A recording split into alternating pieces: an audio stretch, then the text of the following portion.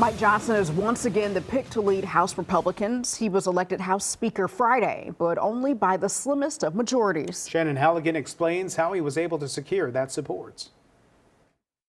In the end, it was President-elect Donald Trump who helped sway the dissenting Republican lawmakers by making a phone call from the golf course. It was an uneasy scene for the first day of the new Congress. During the dramatic roll call, more than half a dozen Republicans refused to vote for House Speaker Mike Johnson. But after a phone call from President-elect Trump, Johnson was able to flip two holdouts. Mr. Self is recorded as Donalds. Mr. Self, Johnson. After narrowly winning re-election, House Speaker Johnson vowed to slash the size and scope of the government. We're going to return the power back to the people. And in coordination with President Trump and his administration, we are going to create a leaner, faster, and more efficient federal workforce. We need to do that.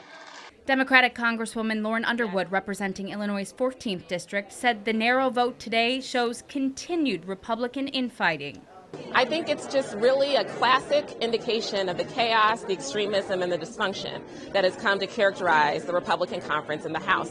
It's really sad. They're not working on issues that are important to the American people. They are fighting with each other. The Senate is able to convene on its own and has already elected party leaders. Illinois Senator Tammy Duckworth laid out some goals for 2025. So we need to pass year-round E15. That will bring gas prices down at the pump for everyone, but also support our farmers. I want to make sure that we continue to work to support our veterans as well. Congratulations, you are now members of the 119th Congress.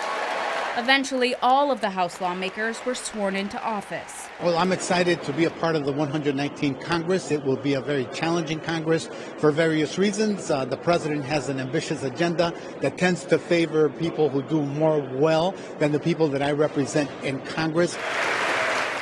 House Democratic leader Hakeem Jeffries urged lawmakers to come together, but promised to protect American benefits. We will push back against far-right extremism whenever necessary.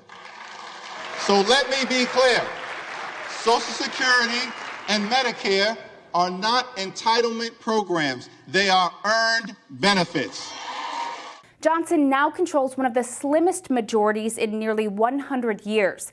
That leaves Johnson relying on nearly every Republican to meet the typical threshold for a majority. In the newsroom, Shannon Halligan, WGN News.